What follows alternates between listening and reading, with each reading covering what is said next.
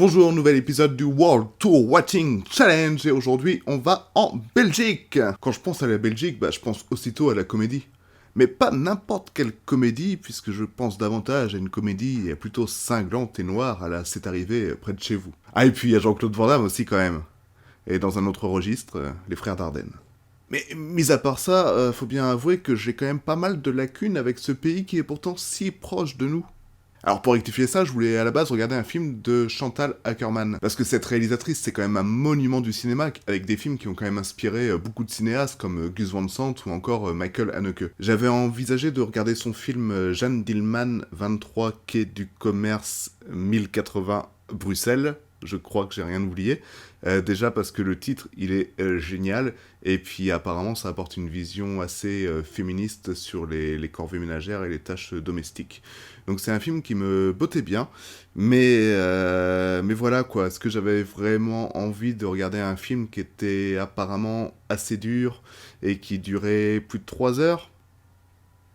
Non. En temps normal, j'aurais dit oui, mais là, faut savoir que dans le cadre du World Tour Watching Challenge, j'ai quand même prévu un film qui dure 7 heures et 30 minutes, ainsi que 2 autres films qui durent plus de 4 heures. Donc bon, je me suis dit que j'allais profiter un petit peu de la Belgique pour me détendre. Je suis donc tombé sur le tout Nouveau Testament, et quand j'ai vu le casting avec Benoît Poelvoorde, Catherine Deneuve, Yolande Moreau et François Damiens, je me suis dit, ce film, il est pour moi. Et en plus, Poelvoorde, il joue le rôle de Dieu. Que demander de plus ? Qui lui? Dieu. Je l'imaginais pas comme ça. Le film nous place du point de vue d'une petite fille, qui est en fait la fille de Dieu. Elle s'appelle Ea, et elle nous raconte un peu la genèse de notre monde.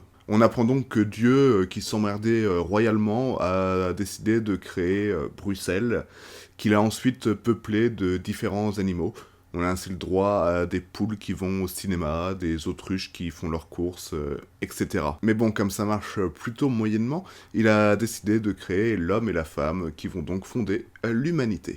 Ensuite, on revient dans le quotidien de Ea, et on se rend compte que la vie, elle est pas vraiment très rose pour elle. Elle n'a pas le droit de quitter l'appartement dans lequel elle vit, elle ne peut regarder que le sport à la télé, sa mère est malheureuse et totalement soumise, et son père est un gros connard odieux.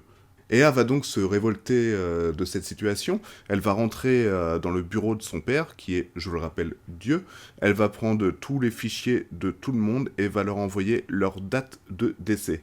Ce qui, évidemment, va foutre la merde. Après ça, elle va fuguer afin de trouver des nouveaux apôtres et écrire le tout Nouveau Testament. Le pitch de base, il est assez cool, et ça commence par une relecture de la Bible qui est assez intelligente, qui est drôle et qui est ancrée dans notre monde contemporain. Le tout est souligné par des performances d'acteurs qui sont vraiment très très bons. On a Benoît Poelvoorde qui joue Dieu, on a Yolande Moreau qui joue donc la femme de Dieu, et on a cette petite fille qui joue Ea, dont je n'ai pas retenu le nom, mais qui promet vraiment, quoi. C'était une très très belle révélation. Ce film, par contre, il est très loin d'être une simple comédie. Relou le vent. Ce film, par contre, il est très loin d'être une simple... Il y a encore beaucoup de vent, hein.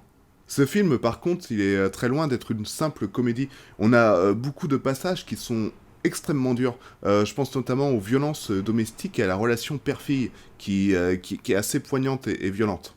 Et les émotions, elles débordent dans ce film. Tout le long, on a des portraits de personnes, et c'est ultra poignant, c'est très beau, c'est très touchant, et c'est très humain. Le tout est souligné par des partis pris esthétiques du réalisateur qui sont assez percutants, qui nous font penser un petit peu au cinéma de Jean-Pierre Jeunet, en un petit peu plus abouti, à mon avis.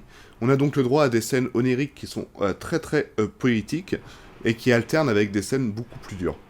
Au final, on obtient un film qui est un peu naïf, qui est un peu enfantin, qui est un peu dur, qui est un peu violent, mais qui quand même fait du bien. Et c'est exactement ce que je cherchais, donc c'est plutôt cool.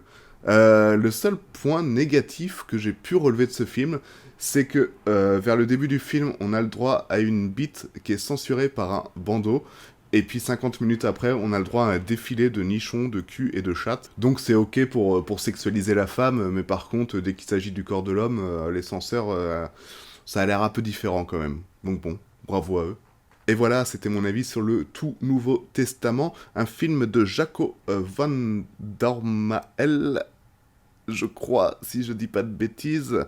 C'était un film vraiment cool, qui m'a fait du bien, qui m'a apporté beaucoup d'émotions, et c'est exactement ce que je voulais en ce moment. Donc je suis content, je suis ravi, et je vous conseille vivement de le regarder. Quant à nous, on se retrouve la semaine prochaine pour une nouvelle découverte, un nouveau pays, et je crois que cette fois, on part au Brésil. Bisous.